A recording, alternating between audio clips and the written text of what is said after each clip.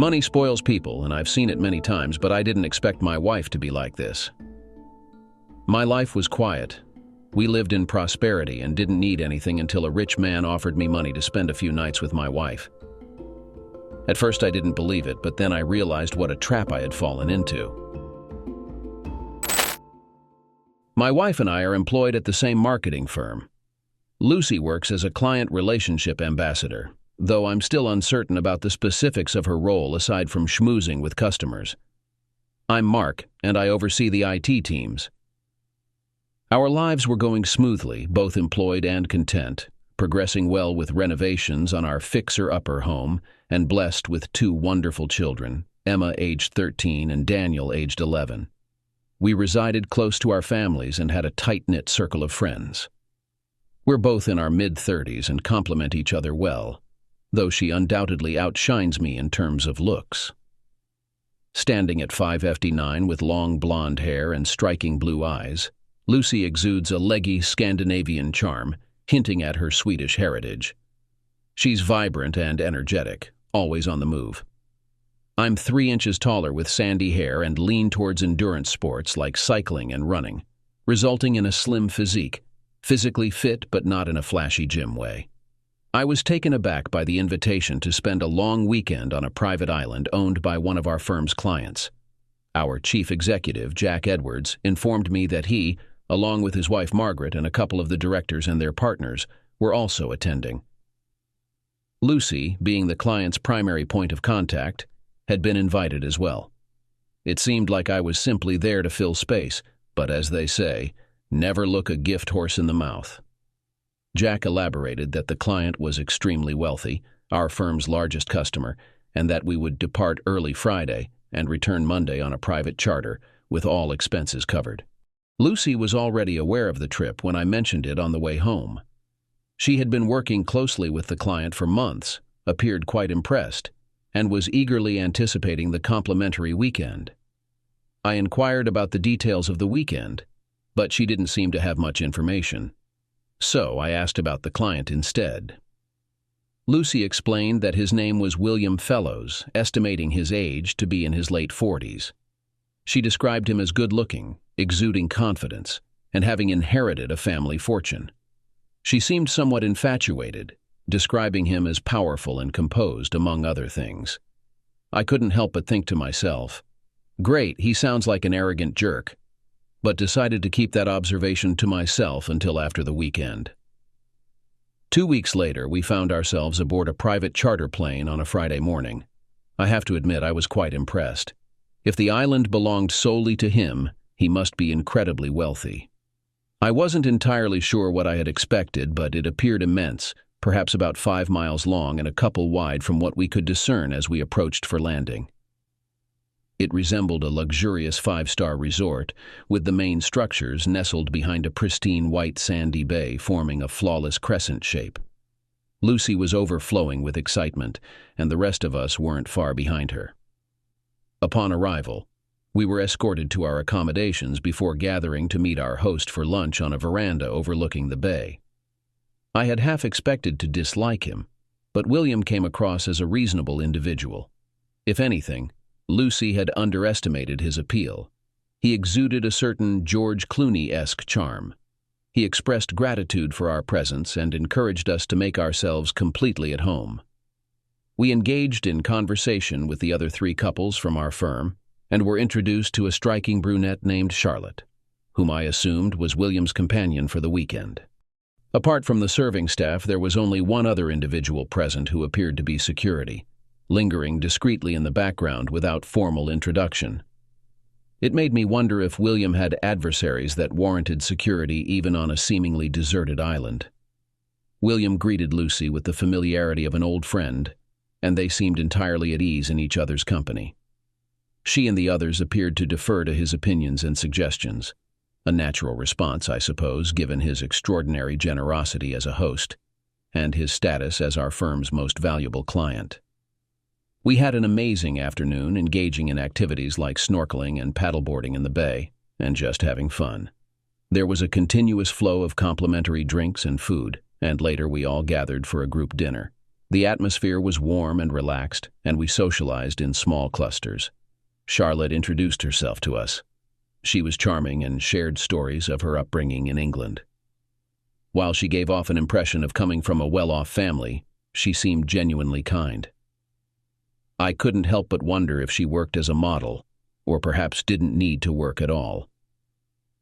Surprisingly, she was quite flirtatious, even in the presence of Lucy, but I politely dismissed it as excessive friendliness. Being pampered without the presence of children, having time to unwind, and being in such a picturesque location set the stage for a romantic evening. Lucy was particularly affectionate, and our intimacy was passionate as she repeatedly professed her love for me. It was the most wonderful night we'd had in a while, making me reconsider the concept of a love island. I hoped for a repeat the next morning, but Lucy was quick to shower and eager to head to breakfast. Eventually, I got myself out of bed and joined them while they were talking to Jack and William. Both Jack and Lucy seemed a bit tense, and I wondered if it was work-related. Perhaps William was networking and had taken advantage of the weekend to discuss business matters with them. Our conversation dispersed upon my arrival, and after a quick meal, we continued to enjoy another fantastic day by the pool with our friends. We went out for dinner on Saturday, and I couldn't help but notice Lucy's attire. She was stunning in a red satin evening gown and elegant heels. Later, William requested a moment of our time. We followed him to the study, accompanied by a security guard. While William settled into a high-backed leather chair, I took a seat on the couch opposite Lucy, who seemed to keep a slight distance from me. After a prolonged silence, William broached the subject, saying, "Mark, I have a personal proposition for you." "Okay," I responded, managing to maintain composure despite my confusion. William explained, "I've had the pleasure of working alongside Lucy and getting to know her over the past few months. We've developed a great rapport and friendship." Though I was unsure where this was heading, the word relationship made me uneasy. He continued casually, "Therefore, I propose spending the rest of the weekend with Lucy. Naturally, I'm willing to compensate for the time she would have spent with you. I intend to transfer $100,000 to your joint account." I burst out laughing, convinced it was a joke. I couldn't resist teasing, "William, it seems you're being a bit of a miser. Didn't Robert Redford offer $1 million for Demi Moore?" No one else found it amusing. William continued, "As with any arrangement, I'm open to negotiating the price to achieve my desired outcome. Additionally, Charlotte would appreciate some company, and I would be grateful if you could entertain her." I turned to Lucy, expecting her to be amused, but instead, she appeared concerned. "Mark, this isn't a jokey. William has invited me to join him, and I think we should seriously consider his offer." I felt the urge to lash out at him, and when I glanced back, the security guard was now closer. I marveled at how he had managed to move without my noticing. William persisted, "I assure you, your wife is fully supportive of the idea. There's no harm in it. We'll all have a great time, and you'll walk away with a significant sum of money." Glancing at Lucy, I remarked, "Perhaps the price difference is because Demi Moore was hesitant." Lucy winced at my comment, but wisely chose not to respond. I struggled to think clearly, my breathing becoming increasingly difficult to control. I glanced at the security guard, noticing a stark shift in his demeanor. He appeared vigilant and focused on my actions, understandably so, considering my strong urge to punch William in his insincere face. "What's your name?" "Former military, judging by your demeanor." "Does he pull this kind of stunt often?" I inquired. "Shane, sir. I'm unable to comment on the matter," he replied. "And if I were to confront your despicable boss, you could probably incapacitate me with your bare hands, right?" I speculated. Shane smiled. "Perhaps just restrain you, sir."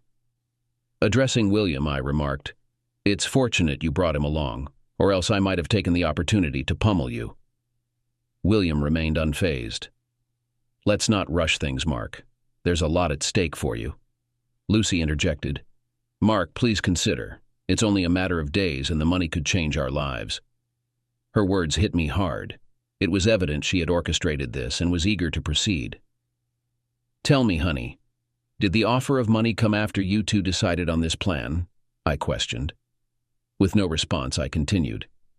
And I suppose Charlotte was thrown in to sweeten the deal as well. What is she, a hired companion? William responded, Charlotte is a close friend of mine. Besides being affluent, she operates as a high-end escort, selectively choosing contracts that intrigue her. You can be certain that an encounter with her would be extraordinary. I suppose that implies they're both engaging in prostitution. Lucy winced again but remained silent. Well, William, you can shove your money where the sun doesn't shine.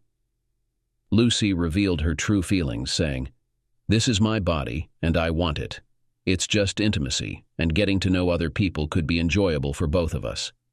William and I have sympathy for each other, but that doesn't change our love. I'm sure you and Charlotte would have had a good time, too. I was taken aback as her words sank in slowly. The difference, my dear wife, is that I don't desire anyone else, and it's far more significant than you suggest. This is a breach of trust, conspiring behind my back. I can never trust you again. If you're willing to do it once, why not again? Lucy swiftly responded, You're blowing this out of proportion. I've been transparent with you, so it's not collusion or secrecy. I'm being completely honest. This is something I need to do, but I'll be back to focus on us afterward. If you truly love me, you'll allow me this one thing. Imagine the possibilities with the money, family vacations, everything. Don't you dare use our children as an excuse. We don't require the money, and don't assume I'll take you back. Your so-called honesty only matters if we agree on it together, and the only person you've agreed with is this arrogant jerk. The money is just a pretext. You've planned this because you want to. I suppose the money and Charlotte are your backup because you didn't think I'd approve. Well, you were right. Even with the money, I still don't agree. Lucy persisted. You're right, I do want this. I desire something new, something different, and I'm drawn to William. But it doesn't have to harm us. I didn't intend to betray you. And you think this is better? You've already made your decision, even dressing up for him? Don't resist this, darling. You wouldn't want to face the consequences. What do you mean by that? Well, you wouldn't come out of it well. If you fight or pursue a divorce, you'd lose everything. The house, the kids, even your job could be jeopardized, and there's truly no need for any of that. So just accept it. It'll be much easier. I'll see you tomorrow. And remember, I love only you. I had to leave. Breathing was becoming increasingly difficult, and if I stayed any longer, I feared I would break down. Standing up, I felt unsteady and stumbled towards the door. Despite hearing Lucy calling my name, I continued walking. As I crossed the hallway, Charlotte approached me and gave me a comforting hug, reassuring me that everything would be all right. I turned sharply to her, saying, "And what are you, some kind of consolation prize?" She walked away, holding her head high. I kept moving, eventually reaching outside and halfway across the courtyard, but I felt unwell. I heard footsteps behind me and was disappointed to see it was Shane, not Lucy. "Listen, Shane, you really need to leave me alone." "I'd like to, mate, but I need to make sure you're not going to do anything reckless." "Like what? Do you have any suggestions? Because I'm completely lost." "Mark, you don't look well. Just sit down against the wall, pull your knees up, and focus on taking long, slow breaths." I felt somewhat feeble and lacked the energy to engage in an argument. Though it felt like an eternity, it was probably only a few minutes before I regained composure. That's when I noticed Shane seated beside me. Thanks, I suppose. Not entirely sure what that was all about. Could be anxiety or a panic attack. You looked pretty pale, but you're looking better now. "So, Shane, speaking of bad ideas, is there any escape route from this mess?" Shane responded matter-of-factly. "There's no way off this island tonight. No boats, the plane and pilot are occupied elsewhere. You might try calling for help, but a marital dispute hardly qualifies as an emergency." "Well, I'm glad you're convinced she's unfaithful. She doesn't seem to grasp it, and I was starting to doubt myself. What should I do now? I can't even confront him because of you. Sorry about that. I wish I could step aside, but I'd risk losing my job." Shane continued, "Listen, think through your options and devise a plan. Whatever you need to do can wait until Monday. It's like in the military. Formulate a plan, stay put, and don't give away your intentions. The problem is I have no clue what to do.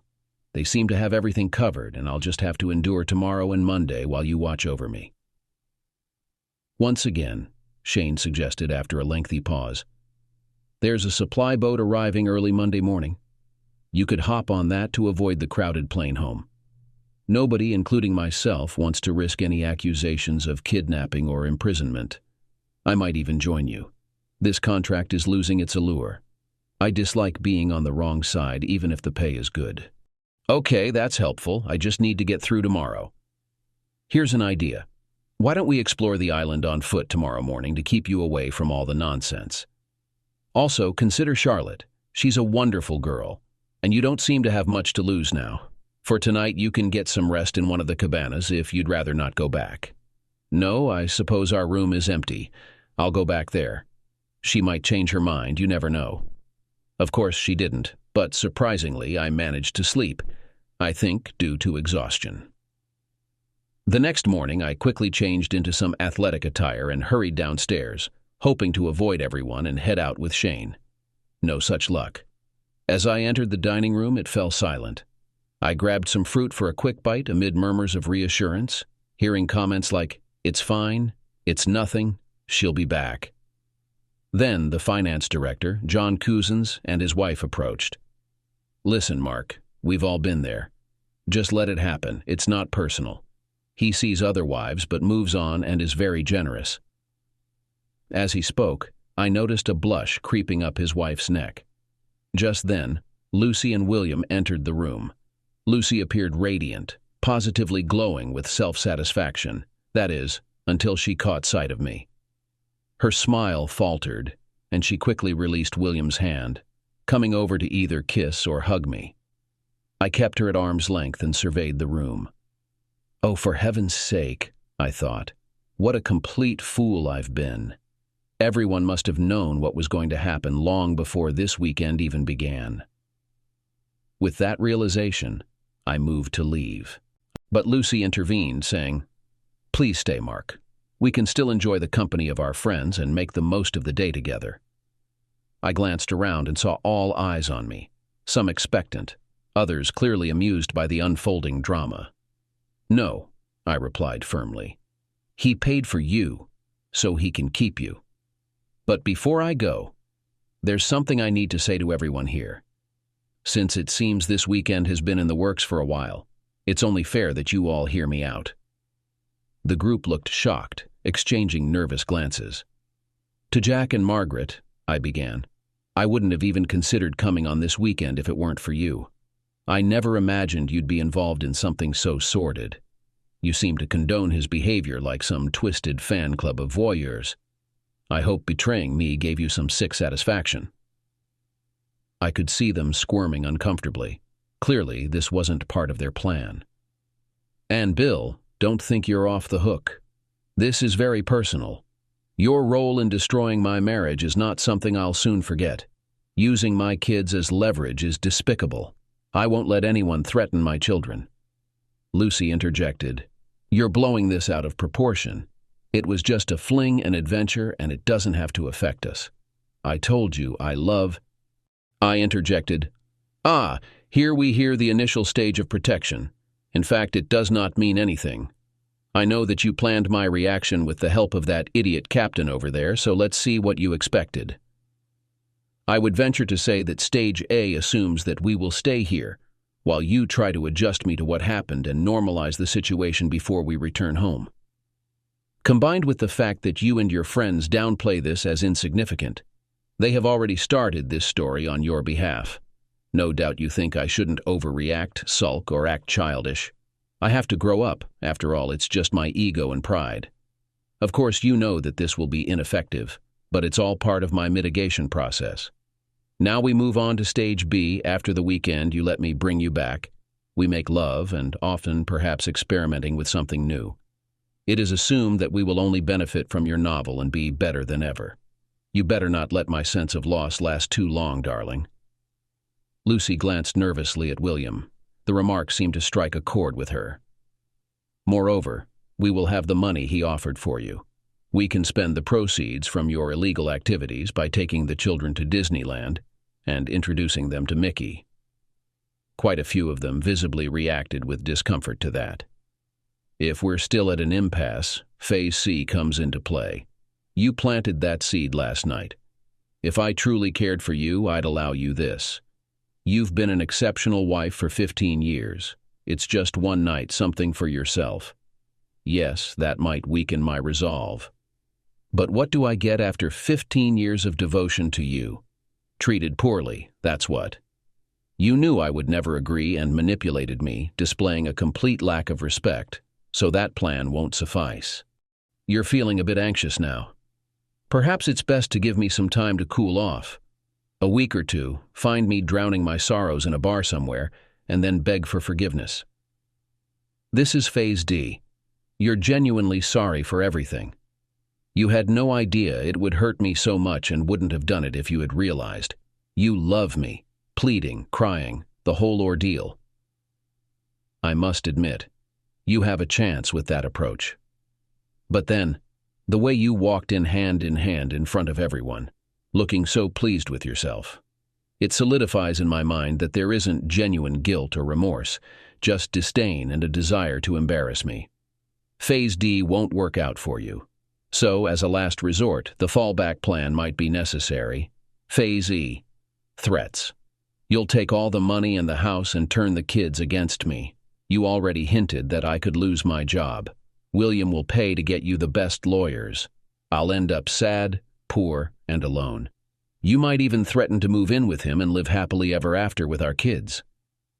William's sudden movement caught my attention, almost prompting a laugh from me. Seems like lover boy isn't too thrilled about the kids, babe, I remarked. Lucy finally found her voice, saying, This really isn't as big of a deal as you're making it out to be. Why don't we just take a breath and give ourselves some time to think? That's Phase A, Lucy. We've already been through that, I replied flatly. Then let's cut to the chasey. That's what I was pondering last night, and my conclusion is that everyone, including the kids, would be better off if we went our separate ways. Living in an unhappy home isn't healthy. And let's be real, you can't expect happiness if you're pulling stunts like this, and I'm certainly not happy. You may try to keep me away from the kids, but you know I'm a good father and a positive influence on them. They're old enough to understand. I doubt your family and friends will side with you once they know what you've done. Money doesn't concern me, that's always been your thing. Silence filled the room as everyone sat in shock, staring like goldfish. Any of you bastards have any more advice? Did I miss anything? No? That's what I thought. Oh, and one more thing. Jack, you can shove your job where the sun doesn't shine. But I'll see you in court for that constructive dismissal case. It seems like a valid reason when my job depends on a client sleeping with my wife. With that, I stormed out. The room fell silent. As usual, Shane followed me. As we left, Shane chuckled. Nice move back there. Looks like you took that advice about keeping your plans to yourself seriously. I couldn't help but smile. Yeah, I guess I messed that up. Shane laughed as we stepped outside the building. It's a good thing you didn't join the military. You wouldn't have lasted a day. Anyway, let's get going.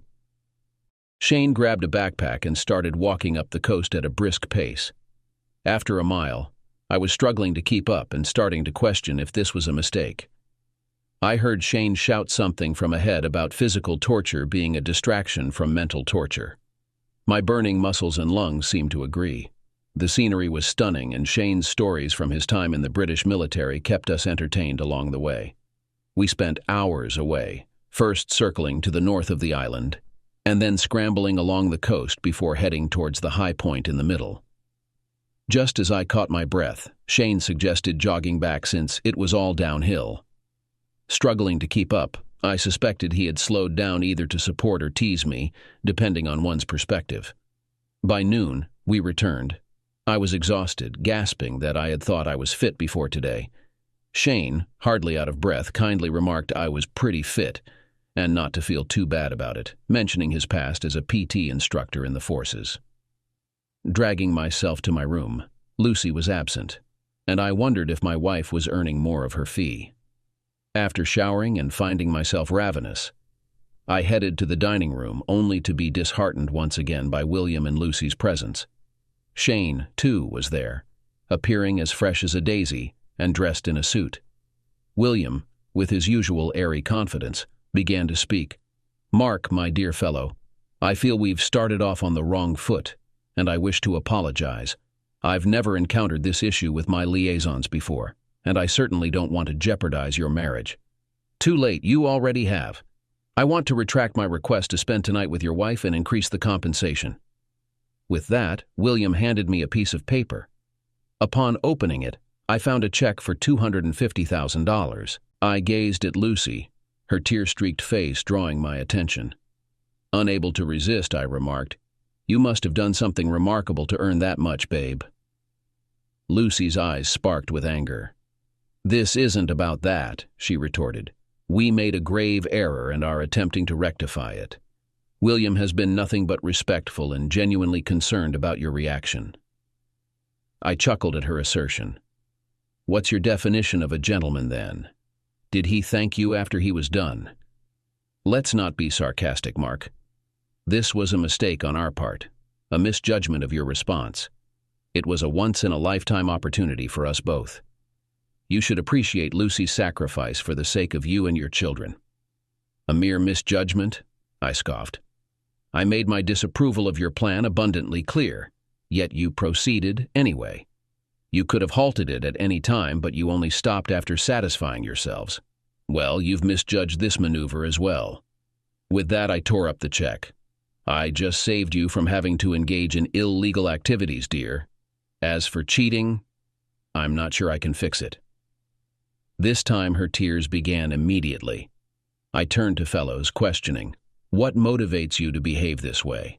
Is it about control or the excitement of pursuing another man's wife? Regardless, it only paints you as a pitiful individual. Honestly, at 48, you're still acting like a child who snatches toys simply because he can.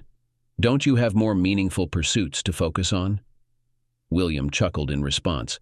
"I manage an international corporation and contribute millions to charity.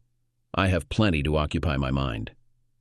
"From what I found in my research last night, you inherited that corporation and it's been declining under your management. And as for charity work, attending gala dinners and fundraisers can hardly be considered a challenge. When was the last time you actually got your hands dirty and genuinely helped someone?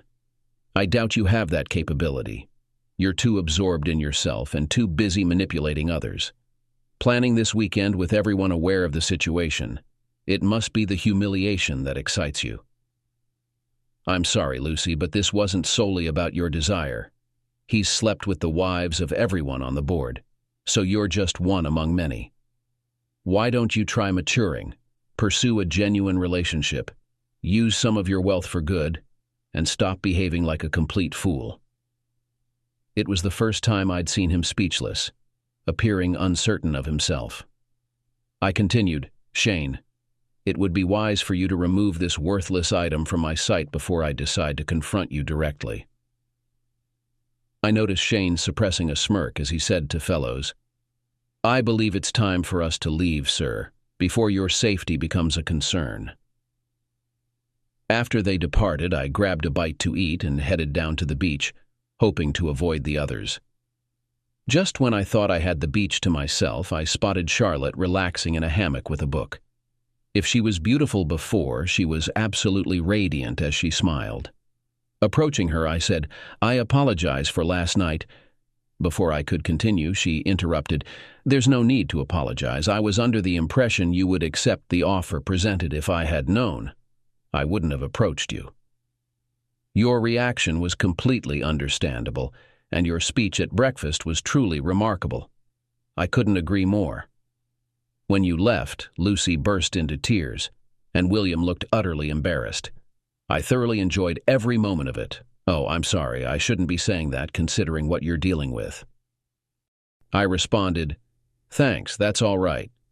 I'm somewhat glad that some understanding is beginning to take hold. I'm quite tired of being told it's insignificant. Do you realize William is clueless about how to handle you? He's never faced rejection before and isn't accustomed to dealing with morals. Has he offered you more money yet? Yes, just before I came down, $250,000. What a fool. I advised him against it, but he's used to throwing money until he gets what he wants. It's going to cost him in business as well as personally. Charlotte turned out to be an easy conversationalist, and she listened attentively as I discussed my marriage and children. She was clearly intelligent and well-educated. She expressed surprise that Lucy had done this while seemingly in a happy marriage, assuming there was some unhappiness or an agreement between us to open our marriage. I pondered, no, just a sudden ambush. She seems completely infatuated with the guy. He has that effect on women. It's all very charming, but there's not much substance beneath the surface if you catch my drift. We continued our conversation, and I began to feel slightly better. It seems like you truly love her. Your reactions to the offers and at breakfast must be heartbreaking for you, she remarked. I shrugged in response. I apologize for any role I may have played in this. It's not your fault. I just need to get through another night, and then maybe I can escape, I replied. She smiled again, her smile becoming increasingly distracting. Well, perhaps I can assist with that. They were surprised to see me at dinner. Lucy was no longer seated beside William. Dinner proceeded relatively normally, although I ignored all of Lucy's attempts at small talk. When Lucy suggested an early night, I politely declined, stating that I had other plans. Her confusion only grew as Charlotte gracefully approached the table, linking arms with me as I stood. Together, we left the room. We walked down to the beach cabanas. Initially, the plan was simply to leave together and give Lucy a taste of her own medicine. But as Charlotte held me in her arms, I felt a sense of contentment wash over me.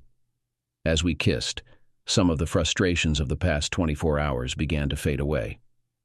I briefly considered holding on to the moral high ground, maintaining a sense of right and wrong. However, as I looked at Charlotte, I realized that Lucy had already broken our marriage vows. That night with Charlotte was exceptional. It wasn't just her physical beauty, but also her serene, almost masterful presence. Every movement seemed perfectly timed. Surprisingly, I didn't dwell on thoughts of Lucy, nor did I feel guilty. The painful memory of Lucy with William was enough to eradicate any lingering remorse. I made good time taking the supply boat, catching a taxi to the airport, and then proceeding with a routine flight back home. After picking up the kids, I tried to catch up on their weekend as best as possible. I concocted a vague story about their mom and I having an argument, but reassured them that we would work it out. Just as I suggested eating out, Lucy stumbled into the house dragging our heavy suitcase. The kids dashed upstairs to get ready, shouting, "Hi, Mom." Lucy smiled and said, "Eating out sounds like a good idea. Give me a few minutes to get ready." "I'd prefer if you didn't, Lucy. As you mentioned, I'm uncertain about how much time I'll have with them, so I'd rather we went alone." When I first encountered William, there was an immediate connection. He exuded an aura of dash, confidence, strength, and charm, reminiscent of the classic heroes of old cinema. It struck me as odd that in Mark's presence later, he displayed none of these traits. Our initial flirtation progressed to lunches, then dinners, which filled me with excitement and left me feeling dizzy. When he kissed me goodnight after dinner, I nearly melted, but I remained resolute not to betray my commitment and conveyed this to him. William mentioned his past experiences with open relationships, leading me to believe Mark might consider it. So when William proposed, I thought the financial aspect might sway Mark. Jack supported the idea, and we began planning for the weekend. The weekend began splendidly.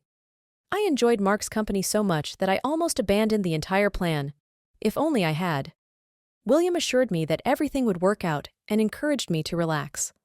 Both he and Jack advised me to anticipate Mark's rejection, but to give him time to cool down.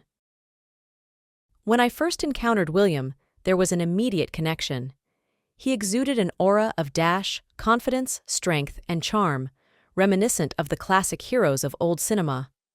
It struck me as odd that in Mark's presence later, he displayed none of these traits. Our initial flirtation progressed to lunches, then dinners, which filled me with excitement and left me feeling dizzy. When he kissed me goodnight after dinner, I nearly melted, but I remained resolute not to betray my commitment and conveyed this to him. William mentioned his past experiences with open relationships, leading me to believe Mark might consider it. So when William proposed, I thought the financial aspect might sway Mark. Jack supported the idea, and we began planning for the weekend. The weekend began splendidly. I enjoyed Mark's company so much that I almost abandoned the entire plan. If only I had. William assured me that everything would work out and encouraged me to relax. Both he and Jack advised me to anticipate Mark's rejection, but to give him time to cool down. However, Mark's reaction deviated completely from our expectations and plans. The most surprising aspect was his obvious distress. I wanted to follow him, but William reassured me everything would be fine. He arranged to meet Charlotte, so when Mark didn't return, I assumed he was with her. Feeling relieved after months of waiting, I yearned to be with William desperately. His kiss reassured me that I could endure this ordeal. He led me to his bedroom, where he treated me with such tenderness as though I were the most delicate prize. I felt truly special. After that, we had a wonderful night. I woke up in the middle of the night in confusion, thinking I was sleeping with Mark, only to be shocked by the presence of another person lying next to me. I felt guilty, wondering where Mark was and how he was feeling. I must have disturbed William, who woke up and kissed me, but my guilt was soon forgotten when he reiterated what had happened between us. In the morning, as I was brushing my teeth, William approached me from behind, and once again we found ourselves in bed. That was all I had hoped for, and I was in high spirits. I kissed William and thanked him for the wonderful night. It felt natural to hold his hand as we descended the stairs and made our way to the dining room, with another eagerly awaited night ahead of me. I turned to see Mark, and everything shattered. I had to suppress panic as Mark erupted. Everything was supposed to go differently. It was clear he hadn't slept with Charlotte. Even without that, I thought he would leave in anger, but I didn't expect such rage. His cold fury scared me the most. Mark was too logical about it all, anticipating almost all of my rehearsed arguments. They sounded much more convincing when I presented them with William's support. But Mark destroyed them all in 5 minutes, making them seem weak and pathetic even to me. I tried my best to stand my ground, but I knew I was failing. After he left, I collapsed in a fit of hysterical sobbing. For the first time, William seemed unsure. When I regained consciousness, I tried to find him but couldn't. That's when Jack and William came up with the idea to stop everything, offering more money. Later in the same day, when we offered Mark additional money, I was taken aback by the turn of events. William's presence seemed so insignificant. He truly appeared small, even inconsequential. Previously, his authoritative demeanor had me believing everything he said, but that authority was crumbling. He reassured me that we could have some fun without causing irreparable damage to my marriage. That plan fell apart, and I was left unsure of anything. Then I fell into irrational anger, assuming I was going to stay on the island longer and have fun, only to be met with Jack's calm yet stern response. "Don't be damn foolish, Lucy. If you want even the slightest chance to salvage your marriage, beg for forgiveness. It's better for you to be honest and truly mean everything you say." He didn't seem like a guy who was going to change his mind. Personally, I can't argue with anything he said over breakfast. I was even more shocked when Jack told William they would never return. He went on to say that Mark was a decent guy and didn't deserve any of the mess we were making, and William should heed his advice and think about growing up. I was shocked to see Mark at dinner. I tried to talk to him, but he just ignored me. When he left with Charlotte, I felt devastated. I wanted to run after him, but what could I say? I actually told him to do it, and for most of the trip, I justified the senseless intimacy. I felt anger and betrayal, and then I remembered that I had done this and more to point out that, even worse, all my behavior was deliberate and so public. I think I deserve it. At least it could help us stay together if we both changed. The plane journey back without Mark made me realize what a mess my marriage was. He really managed to find a way off the island before us. I still hadn't properly spoken to him since the incident. The realization of my actions began to sink in, and waves of guilt overwhelmed me. I reminded myself of the money. I mean, who in their right mind would turn down such a sum? My constant tears escalated into full-blown sobs that I couldn't control and bordered on hysteria. Jack and Margaret grew increasingly concerned about my well-being. When I got home, Mark was there but didn't want me to have dinner with him and the kids. I struggled to hold myself together until they left, and then another bout of tears burst forth. Being excluded from dinner felt like an ominous prelude to my future life. Eventually, after collecting myself, I desperately tried to think of what to say when Mark returned. The problem was that everything sounded like what he had already described, and I was too embarrassed to ask my mom or friends for advice. Upon our return home, the children predictably retreated straight to their bedrooms, engrossed in video games and phones. I found myself gazing at Lucy in the kitchen, feeling as though she was a total stranger. Almost in a whisper, she said, "Can we have a proper talk?" I shrugged, realizing that we needed to address things sooner or later, so why prolong it? "I'm sorry, Mark. I assured you it was a one-time occurrence, and I'll remain as devoted to you as I was before the weekend. I did it for the money. It could be life-changing for our family. I did it for us. You did it for yourself. We were fine, and money wasn't a problem. You couldn't wait to jump into his bed. It must have been thrilling, whining, dining, and the rest. Overall, everyone had a good time. You're overreacting. It doesn't have to mean anything. You should skip phase A, Lucy. It's nonsense, and you know it. It wasn't a one-off mistake. It was a deliberate betrayal, arrogant, selfish, all the qualities I detest. And now, I detest you. Well, you did the same thing with that woman. No, I didn't. I sought revenge because nothing seemed to get through to you. You were too absorbed in yourself to see how it affected me. I wouldn't have even considered it if I had a faithful wife. I hope it hurt, really hurt, so you might understand my pain. But I didn't plan it beforehand, or let everyone else in on it, making a fool of me. Speaking of which, how long did it take for your clandestine plan to unfold, and was that your first time with him? Her eyes widened at the question, then she realized it was fair and reasonable. It was the initial occasion we shared lunches, and I could sense his fondness for me. I believe Jack and Margaret were gauging my interest. The four of us had dinner, and for the first time in my marriage, I felt drawn to another man. His confidence was captivating, though I knew it was morally wrong and struggled against it, ultimately avoiding an affair. Then William proposed the idea of discussing an open relationship with you, maybe even considering swapping partners. We briefly broached the topic one evening, but it was evident you wouldn't agree. Then he suggested the proposal, thinking money would justify it to you. As the trip neared, we grew anxious and decided to invite Charlotte to reassure your acceptance. I wasn't keen on the idea, but by then, I just wanted it to happen. I thought even if you didn't fully approve, we could recover. However, you effectively shattered those notions during breakfast, and I began to grasp the gravity of my actions. Was it worth it? Lucy paused. No, absolutely not. I got so caught up in him and what he offered. I never intended to hurt you. Straight to phase D, unintentional hurt. But you did enjoy it, didn't you? Your demeanor at breakfast made that abundantly clear. Now you're just saying what you think I want to hear. I'm sorry, but the truth is, yes. I enjoyed it. He was satisfying, not better, just different. It was exhilarating, something new, and I was infatuated with him. He was experienced and knew what he was doing, but it was a one-time occurrence. Please don't throw away our family for a fleeting moment. I found myself letting out a wry chuckle. Funny because that's exactly how I would characterize what you've already done. Shattered our family for a fleeting moment. This is entirely your responsibility, not mine. You're right. This is all my fault. I'm deeply sorry. I love you more than anything. Not entirely, though, is it? You gave a piece of your heart to him, or even if you deny it, your love wasn't sufficient to remain faithful to me. How can I trust you again?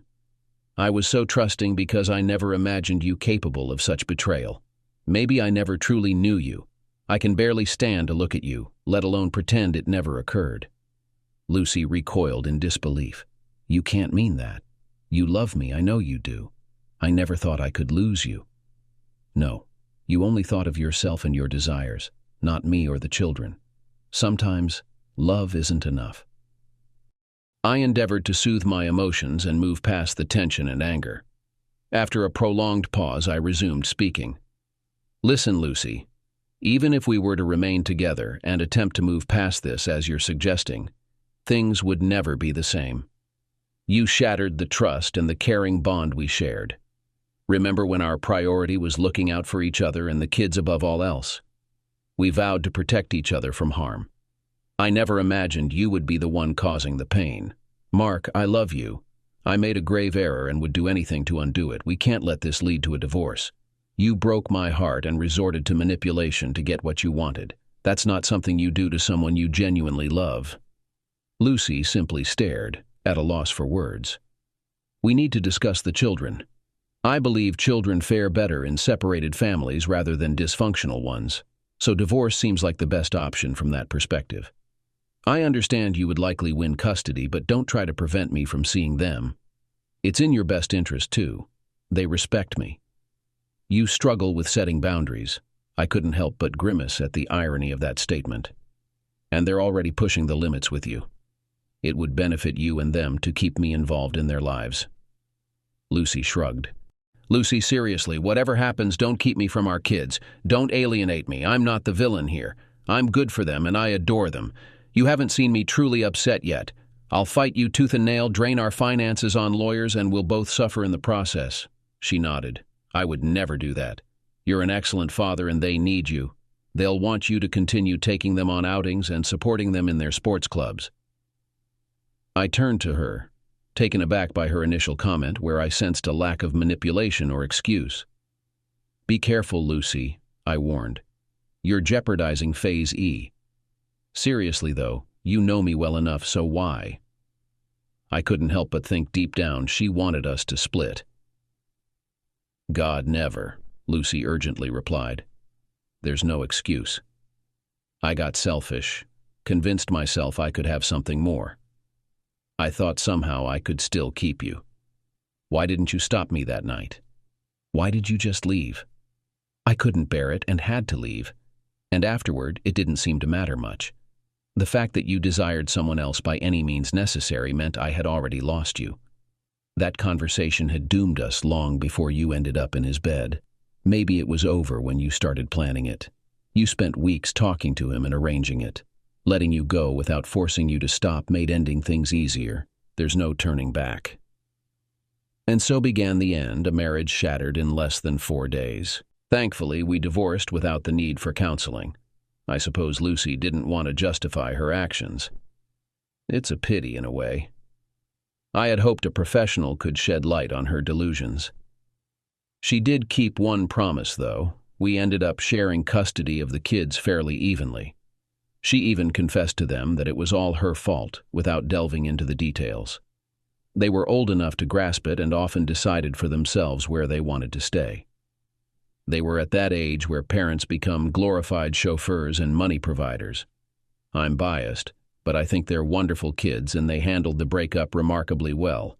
Children can be incredibly resilient. The divorce settlement allowed Lucy to retain ownership of our house until the children came of age, at which point she could sell it or buy me out. However, I was already inclined towards that arrangement for the sake of the kids, as it ensured their continuity at the same school. Fortunately, making the ethical choice paid off. By the time the children headed to college, property values had surged, compelling Lucy to buy me out. It turned out to be the most lucrative investment I ever made. As for how she afforded it, we had retained $250,000 and divided it during the divorce, akin to my stance during my time with Charlotte. I couldn't cling to the moral high ground indefinitely. I must confess, I'm a pragmatic individual. Besides, it seemed a nominal fee compared to the expenses of a marriage and the once happy life we had. Subsequently, I resigned from my job, received compensation to circumvent a potentially embarrassing employment tribunal, and established my own web design enterprise. Despite Lucy's persistent attempts to reconcile, I remained disinterested. Was ending things the right choice? It was messy, and there were no clear victors, but the initial threats and ramifications never came to fruition. I could never forget or forgive that night, and there's something profound about being able to face oneself in the mirror and genuinely like what one sees.